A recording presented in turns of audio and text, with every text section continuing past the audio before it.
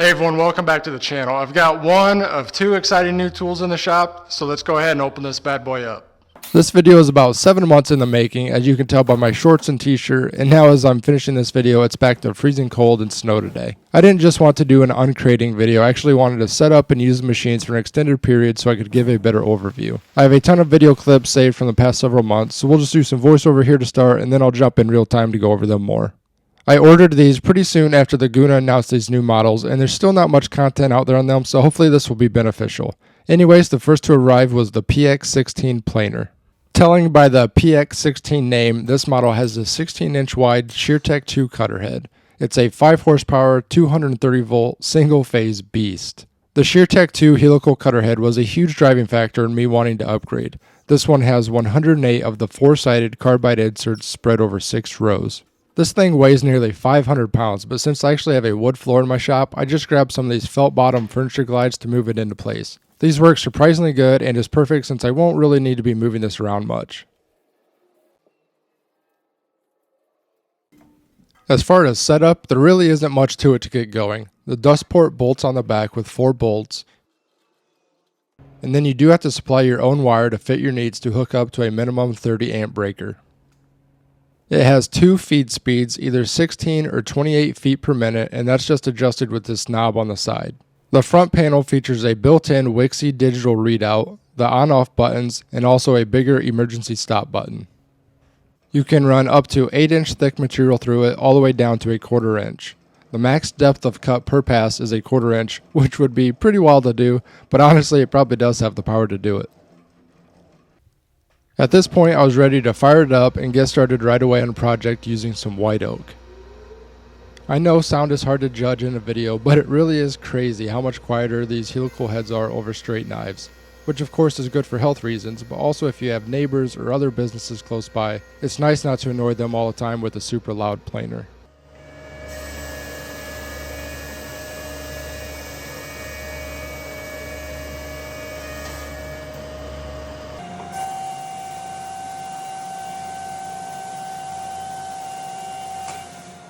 After I ran some boards through, the only thing else I needed was to calibrate the Wixie gauge. It's really simple to do. You just take some calipers and measure material and then set the built-in gauge to whatever that number is and lock it in. After raising the planer, I could run my board back through and do a test, and you can see it's dead on accurate.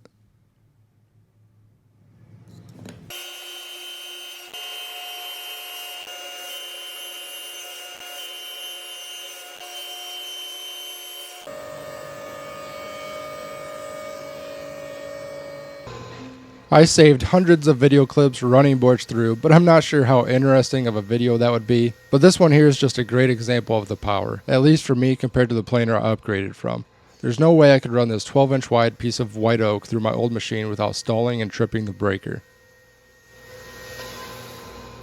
The planer actually showed up earlier than expected, but unfortunately with how crazy everything else is right now, the joiner ended up taking quite a bit longer. It was an anxious wait after already using the planer for several months, but nonetheless I got in the perfect partner for it, the JX8. After cleaning it up, I could go ahead and get the fence dialed in square. It's a pretty straightforward process with the tilt adjustment, and then the knob is to move the fence forward or back along the machine bed. It never hurts to double check for accuracy. As you can see, there's really not much to setting these machines up. Just had to put on the knob for the fence and then the guard. The joiner has built-in wheels that can be locked, and there's leveling feet on the other side. The bed itself is just over 6 feet long, and there's an additional pull-out roller on the infeed side. Same style of controls as the planer, but this red bar all along the front is an emergency stop as well. Easy depth of cut adjustment by pulling out the knob and then rotating the handle.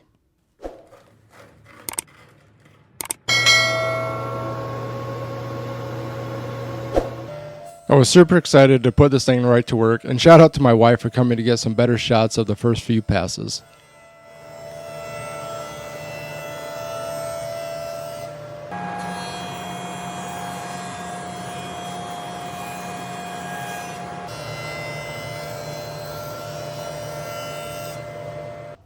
Everything about the joiner was an upgrade for me, but the size upgrade from 6 inches wide to an 8 inch literally paid off on the first project with it. I was able to use the full capacity for this top panel glue up and only use 2 boards, where I would have had to use 3 boards before for them to fit on my old joiner. The less seams and less amount of boards you have to use so you can keep the color and grain similar is a huge plus. Alright, I'll see you back out in the shop to chat about these things. What's up? I posted on Instagram that I was making this video and asked for some questions to answer. A lot were like spec type questions that I went over a bunch of them already, but I'll be sure to leave links for both of these machines down in the video description if you want to check out more of that stuff. But since I've had the planer the longest, let's go ahead and dive into this first. Without a doubt, the number one question with planers always is how is it with snipe? When I first got the machine, say I would run a board straight through, occasionally it would catch and kick off to one side and then have snipe running across the board. Obviously, being a brand new machine, I wanted to go ahead and get that figured out and dialed in. It's all laid out in the manual stuff you can look for and adjust. So what I did is this top flips open and I found that the pressure bar that's right in here was off just a little bit. So I got that adjusted. As well as the roller on the outfeed side, that was off just a tad. So I got that adjusted as well. So I'm not sure, I did those at the same time. So I'm not sure which one fixed the issue or a combination of both. But ever since then, it's been absolutely flawless with zero snipe whatsoever. So having that adjustability in a planer like this is huge. Compared to my old planer, there was nothing you could really do about it. There's some hacks you can try to do to avoid snipe, but they don't really work that great. So what I would do is just add 6 to 7 inches to every single piece and just cut 3 inches off each end every single piece. And that's a lot of waste. So not having that issue anymore has been absolutely amazing. A feature that I've really been loving is the built-in Wixie digital readout here, where it really comes in handy. Say this happened a couple times. Say I mess up on a piece and I need to remill a board or something, and being able to get it exactly the same, like literally exactly the same as the other boards that are already milled up has been awesome. There is the regular gauge here on the side, but you know, like looking at it, it looks like it's 1 inch right now, but it's 0.985. Which obviously is really close, but it's just that extra step to being absolutely as perfect as you can be, and I really love this thing. The dust collection on this has been really great as well. You can flip this over to either side that you want if you want the port over on this side. Most planers are pretty good on the outfit side because that's where most of the chips are shooting, and the problem is on the infeed side, all the chips that come back out at you. And really, it's really not bad at all. There's still some, but it's by far the best that I've ever used. Another question that really made me stop and think is what I thought about having the rollers on the infeed and outfeed rather than bigger cast iron tables like some planers have. And with these machines, really the most important thing, because the pressure rollers are going to force your material flat to this cast iron right here. So that's what truly matters. So for example, I have this 9-foot long board here. Let's pretend I just ran it through. It can't go back into the cutter head, so it's sitting there fine just like this. Is having some bigger cast iron beds here really that important? It made me think, is having the rollers with less friction than a bigger table, is that better? I don't know, like honestly I haven't missed not having bigger supports. So you guys will have to let me know down in the comments what you think about that. Having the rollers to guide the wood through easier, I don't know, I think it honestly might even be better. So just in general, the two machines, the power upgrade for me has been crazy. The 3 horsepower and the 5 horsepower. I run a lot of poplar and maple for painted projects. I've ran a lot of white oak and red oak, a ton of ash, some cherry through these. Neither one of these blink an eye. It's crazy. Literally, like I said, I couldn't have ran that board through my old planer. Of course, the planer has been awesome, but I think the biggest night and day difference is with the joiner, because I'm the one that physically has to move the material through the machine. And honestly, it's almost kind of laughable how much easier it is with this compared to my old one. Now, don't get me wrong, you can get a really good finish with some brand new straight knives, but they start to dull pretty quick. And after that, say I was working a 6-inch wide piece through my old joiner, maxing out the capacity with some hardwood. It was a literal workout pushing that through. And with this, it's just everything powers right through, super smooth and fast. As far as figured woods, like with straight knives, you kind of really have to pay attention to that and make sure you're feeding the board in the right direction. With these, it honestly doesn't matter. I don't even pay attention to that anymore. I just send them through and they're come out perfectly glass smooth. A lot of what I've said about the planer applies to the joiner as well in terms of quality. They're very similar, look very similar. I really like this big emergency stop here on the front, and you can adjust the tension. So I haven't accidentally hit it, but if you find yourself kind of doing that, you can adjust it so it won't trigger as easily. I really like the additional pull-out roller here. Locks underneath, you can slide that in and out easily, get some extra support. One thing I checked when I first got the machine is the flatness of the cast iron. And let me tell you, the quality standard here compared to my old joiner and my table saw, for example, that thing has more dishes in it than what's inside my kitchen cabinets.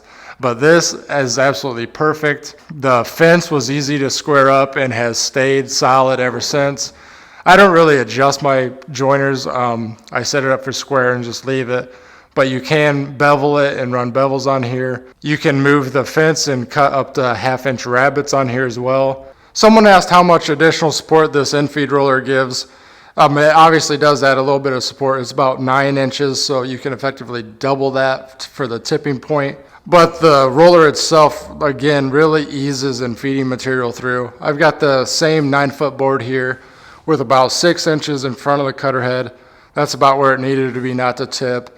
So about 8.5 feet behind the cutter head, not to tip. So it does, of course, add some additional support. Anything longer than this, and you will need additional rollers. Typically, I'm not running anything this long unless I'm building like a table or something.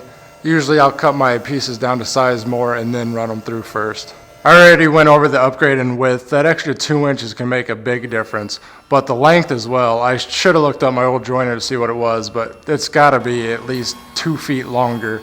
And having that longer reference surface definitely helps in getting better results. A lot of times if you're joining a board with like a bow in it and it's hanging off the table, you can actually end up adding a taper to your board or making the bow worse. So having the longer reference surface really helps a lot. I feel like I've said my old joiner or my old planers, this is my 4th planer, a lot in this video, but that's all I have to go by is my own personal experience. I can't sit here and say that these are the best machines in this category and price range because I have no clue. I haven't used everything. In full disclosure, Laguna did provide me with a discount so I could purchase these, but with that being said, I still have a lot of money invested into them, so if I wasn't happy with something, I'd definitely share that with you guys. But I'm not here to sell you on these anyways. I just wanted to make a more in-depth video going over some of the features and show them in use. And it's definitely one of those things for me where it's like, if I would have just taken the money I spent on the 3 machines before this and all that wasted time and just bought something good to begin with, I would have been way better off. And honestly, it wouldn't surprise me at all if I have these machines for the rest of my career. I think they're that good. But hopefully you enjoyed the video and learned something. Until next time, take care.